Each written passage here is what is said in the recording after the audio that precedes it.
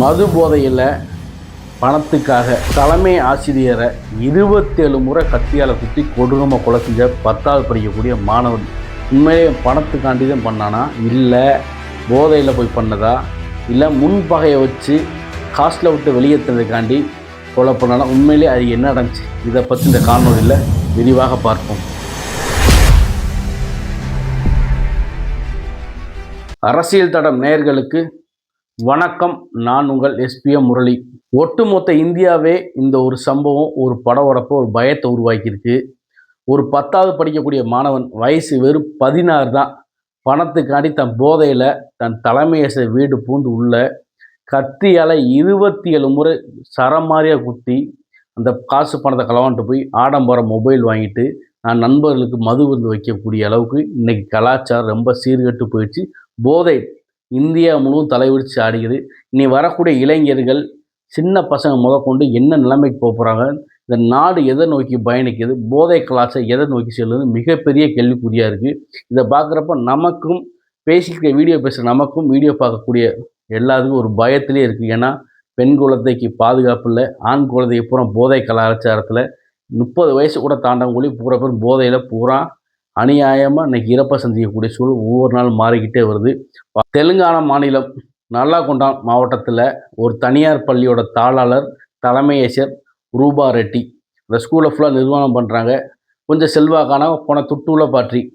அதே ஸ்கூலில் 10வது படிக்கக்கூடிய ஒரு பையன் இருக்கேன், அது ஹாஸ்டல் தங்கி படிக்கேன், அதே ஊரை சேர்ந்தவன். அவரோட பிஹேவியர் சரியில் சேட்டை அதிகமாக இருக்குது. ஸ்கூலில் எப்போயும் மொபைல் கொண்டு போக, பணம் கொண்டு போக, மது குடிக்க, இந்த மாதிரி சின்ன சின்ன சேட்டைகள்லாம் பண்ணிக்கிட்டே இருக்கேன். இந்த விஷயம் நாளடைவில் மிகப்பெரிய பிரச்சனை ஆகுது. உடனே அவங்க ரூபா ரெட்டி சம்மந்தப்பட்ட பையனோட அம்மா அப்பா வர சொல்லி, தம்பி ரொம்ப ஒழுங்கினமாக இருக்கான், இவன் இப்படியே இங்கே இருந்தானா இவன் 4 பிள்ளை சேர்த்து கெடுத்துருவான், இவனை தயவு செய்து இன்னும் 1 வருஷம் இங்கே படிக்க வைங்க, இவனை டிசி வெளியே கூப்பிட்டு போயிருங்க, அது வரைக்கும் இந்த எக்ஸாம் முடிய வரைக்கும் இங்கே இருக்கட்டும், இவனோட வாழ்க்கை நான் கெடுக்க நினைக்கல அப்படின்னு இவனை டேஸ்கில் ஆக்கி வீட்டுக்கு ஹாஸ்டலேருந்து வெக்கேட் பண்ணி வீட்டுக்கு அனுப்பிடுறாங்க. அதுக்கப்புறம் தம்பி வீட்டுக்கு போயிட்டு ஒரே ஃபன்னாகிடுறாரு. அம்மா அப்பாட்ட வீட்டில் சின்ன சின்ன திருட்டுத்தனம் பண்ணிவிட்டு அந்த பணத்தில் எடுத்துகிட்டு போய் கோவா சுற்றுலா போகிறாரு. கோவாவில் போய் ஒரே மது நல்லா ஜாலியாக என்ஜாய் பண்ணுறாரு. வந்த முன்னாடி திரும்ப ஸ்கூலுக்கு வரேன்.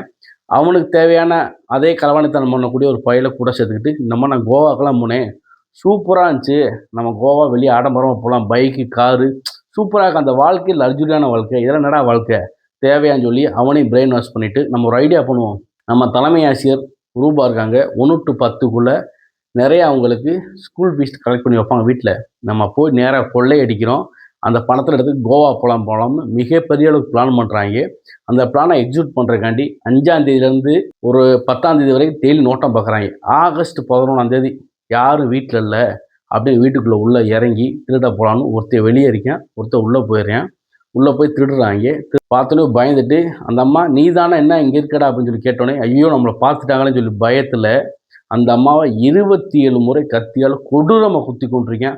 ஆடு மாடை வெட்டினா கூட அந்த அளவுக்கு வெட்ட மாட்டேன், அவ்வளோ மோசமான, ரொம்ப இறுக்கமான மனத்தோடு வச்சு அவனை வெட்டி கொண்டிருக்கேன். ஒரு தலைமை ஆசிரியர் குருவை இந்த அளவுக்கு மோசமான போதை கலாச்சாரம், கஞ்சா குடித்தானா, தண்ணி அடித்தானா, வேறு எதுவும் அபின் கிபின் தின்னானா, என்ன பண்ணி தொலைஞ்சல 27 முறை சரமாரியாக குத்திட்டு உடனே ஆயிடுறாங்க. இந்த விஷயம் மிகப்பெரிய அளவுக்கு தெலுங்கானா ஃபுல்லாக மிகப்பெரிய ஒரு அதிர்ச்சி ஏற்படுத்துது. அதுக்கப்புறம் இவன் பயந்து போய் ஓடி போய் ஒளியணும்ல, அப்பயும் ஒளியலை.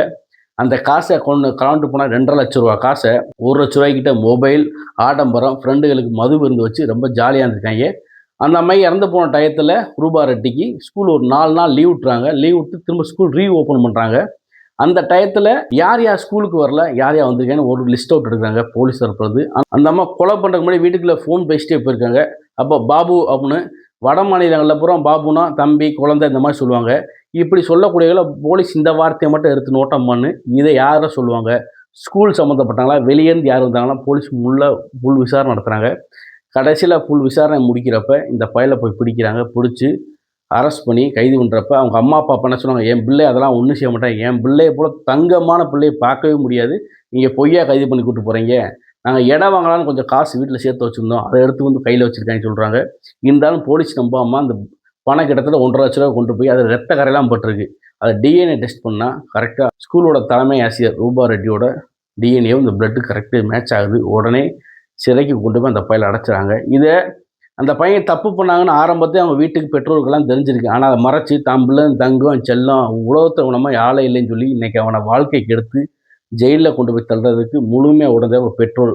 ஆரம்பத்திலே தண்ணி அடிக்கிறது, கஞ்சா குடிக்கிறது இந்த மாதிரி சேட்டைலாம் ஆரம்பம் நெறையா பண்ணியிருக்காங்க. இருந்தாலும் அவன கண்ட்ரோல் பண்ணி ஸ்கூல்ல கூப்பிட்டு சொன்னப்ப அவன சரி பண்ணியிருந்தா, அவனோட வாழ்க்கை இன்னைக்கு ஜெயில்ல போய் சிறையில கழிக்க வேண்டிய சூழல் வந்திருக்காது. பிள்ளைய தான் பிள்ளை தான் உலகத்துல நல்லவன். என் பிள்ளை நல்லவன். அவன் அந்த கூட சேர்ந்த பையன் கெடுத்திருப்பான்ற மாரி, இப்படியே சொல்லி என் வாழ்க்கைய அந்த பெற்றோர் உட்காந்து கெடுத்துட்டாங்க. இன்னொரு பக்கம் இந்த சமுதாயம், இந்த அரசியல் மாற்றங்களா, பெரிய அளவுக்கு இந்த போதை, கலாச்சாரம் ஏன் நம்ம முழுமையா ஒழிக்க முடியல? முன்னாடி பார்த்தா ஒரு 30 வயசுக்கு மேல உள்ளவன் கஞ்சா, தண்ணி பூரா அடிச்சாங்க. இன்னைக்கு ஸ்கூல், காலேஜ்ல எல்லா இடத்துலயும் மிக சரளமாக கஞ்சா போதைகள் ரொம்ப கிடைக்க ஆரம்பிக்குது. இது தெலுங்கானா மட்டும் கிடையாது. டோட்டல் இந்தியாவே இன்னைக்கு போதை கலாச்சாரமா மாறிக்கிருக்கு. இளைஞர் கையிலேருந்து இந்த இந்தியானாங்க. ஆனா இன்னைக்கு இந்தியா மாணவர்கள் பூரா மேக்ஸிமம் எல்லா பேரும் போதை கலாச்சாரத்த சீரழிஞ்சு போய்க்கிறது. மிக ஒரு வேதனையான விஷயமா இருக்கு. இத பார்க்கக்கூடிய காலத்துல இனி வரக்கூடிய நாட்களில் இந்த போதை கலாச்சாரத்தை ஒழிக்க மிகப்பெரிய அளவுக்கு சட்டங்கள் கொண்டு வரணும். விற்கிறவன மிக கடுமையான தண்டனை குடுக்கணும். அவைங்க சாதாரண தண்டனைலாம் குடுத்தா, காச குடுத்து வெளிய வந்து நினைக்கக்கூடிய அளவுக்கு தண்டனை இருக்கக்கூடாது. 16 வயசு பையன் மனநிலை இவ்வளோ கொடுமையாகிற அளவுக்கு அவன் எவ்வளோ மோசமா அந்த போதை பழக்கத்துக்கு அடிமையா இருப்பான். உண்மையிலேயே மிகப்பெரிய ஒரு பயத்தை, அச்சத்தை உருவாக்குது. இனி வரக்கூடிய காலங்கள்ல இது போன்ற போதை கலாச்சாரம் அதிகமா ஒழிக்கணும். தமிழ்நாட்டையும் நம்ம எடுத்துட்டோம்னா, தமிழ்நாட்டில இப்ப போதை கலாச்சாரம் ரொம்ப அதிகமா இருக்கு. குறிப்பா சொன்னா ஸ்கூல் யூனிஃபார்ம் போட்டு பெண்கள் பீர் குடிப்பது போல நிறைய சமூக ஊடகங்கள்ல வீடியோ வருது. ஆண்கள் டான்ஸ் ஆடி கஞ்சா குடிக்கப்போ வீடியோ வருது. உண்மையிலேயே நேரடியா அரசாங்கம் இத தலையிட்டு, இது போன்ற தவறுக்கு யார் உடந்தையா விதைய போடுறானோ அவன் மேல உடனே கடுமையான நடவடிக்கை எடுக்கணும். அப்பத்தான் இந்த நாடும், மக்களும் திருந்துவாங்க. இது உண்மையிலேயே பெற்றோர்கள் மத்தியில ரொம்ப ஒரு அச்சத்தையும் பயத்திற்கு ஆண் குழந்தை வச்சிருக்கவங்க பூரா பையனை எப்படி ஒழுக்கமா வளர்க்கலாம், என்ன செய்யணும் ஒரு பயத்துல இருக்கான். பெண் குழந்தைய பூரா எப்படி பாதுகாக்கலாம்னு இந்த சமுதாயம் ரொம்ப மோசமான நிலைமையை நோக்கி கொண்டிருக்கு. இந்த அரசாங்கமும், இந்த அதிகாரமும் என்ன செய்ய போறாங்க? இனி வரக்கூடிய காலங்கள்ல என்னென்ன மாற்றம் தரப்போகுது என்பதை அடுத்தடுத்த வீடியோக்குள்ள தெரிஞ்சுக்கலாம். இந்த வீடியோ பிடித்திருந்தா சப்ஸ்கிரைப் பண்ணுங்க, கமெண்ட் பண்ணுங்க, ஷேர் பண்ணுங்க, லைக் பண்ணுங்க. நன்றி, வணக்கம்.